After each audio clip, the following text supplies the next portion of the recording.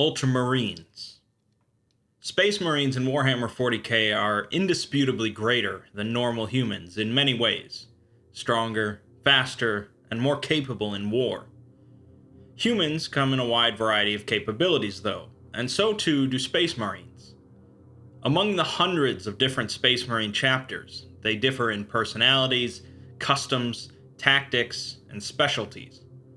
Perhaps the most famous Space Marine chapter are the Ultramarines, an honorable and disciplined group that have taken a place at the forefront of Warhammer 40k, for better or worse. This video will give a brief examination of the Ultramarines, their history, their customs, and how they wage war. The Ultramarines began as the 13th Legion of Space Marines created by the Emperor of Mankind on Terra prior to the Great Crusade. The first initiates of the 13th Legion, implanted with the gene seed, displayed increased aggression, which was expected, but also a tendency towards cohesion and a pathological dedication to achieving an assigned goal, desirable traits for a fighting unit. These first Space Marines of the 13th were taken from various warring tribes and clans on Terra during the Unification Wars that were brought to the edge of annihilation before recruitment. By the start of the Great Crusade, the 13th Legion was around 8,000 Space Marines strong, and they distinguished themselves from the other legions through displays of discipline and determination, making them well suited for working in multiple theaters of war, as well as working with other legions. They showcased a highly practical form of warfare that focused on tried and true strategies and minimizing casualties. Because of this, and partly due to the purity of the Legion's gene seed, their numbers blossomed to roughly 33,000 within 35 years of the Crusade, but they still had not found their Primarch. Each Legion of Space Marines had been created partly using the genetic material of one of the 20 Primarchs, the superhuman sons of the Emperor. The Primarchs were meant to lead their respective legions as shining examples, but they were scattered across the galaxy by the Chaos Gods. The Great Crusade had found a number of Primarchs so far, but not the 13th's, Robute Guilliman. Guilliman had landed on the bleak world of Macragge, a distant planet still occupied by humans. He was adopted by a local nobleman, and by the age of 10, had mastered everything the teachers of Macragge could teach him. Guilliman's foster father was killed during a coup, leading Guilliman to assume the mantle of leadership, reforming Macragge into a flourishing and united civilization. By this point, the Emperor of Mankind had heard of the incredible man on Macragge, and before long, Guilliman was brought back into the fold of the Imperium, assigned to lead the 13th Legion. The 13th Legion welcomed their Primarch with open arms, invigorated by his vision and his analytical mind. Macragge was made the headquarters of the 13th Legion, and the subsector of space and planets around Macragge became known as Ultramar, a network of worlds designed to serve and supply the Legion. The 13th Legion was already an organized and disciplined unit, but under Guilliman's leadership, they became even more structured, controlled, and analytical. The Legion unified their colors, adopted a new symbol, and became known as the Men of Ultramar, or the Ultramarines. The Ultramarines were a potent force of the Great Crusade, liberating more worlds than any other Primarch's forces, according to some records.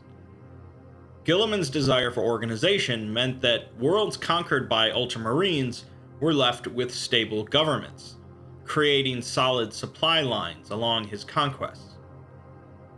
Guilliman's rapid conquests also meant that they had the largest stock of new Space Marine recruits to choose from, blossoming their numbers to larger than any other legions, at more than 250,000 Ultramarines. This massive number would be cut down, however, along with the rest of the Imperium, during the events of the Horus Heresy. Although the Ultramarines weren't internally torn apart by betrayal, they were ambushed by traitors in a conflict known as the Battle of Kolth. Horus, the traitor war master of the Imperium, had his eyes set on Terra and the Emperor, and so he proceeded to lure as many loyalist Space Marines away from Terra as possible.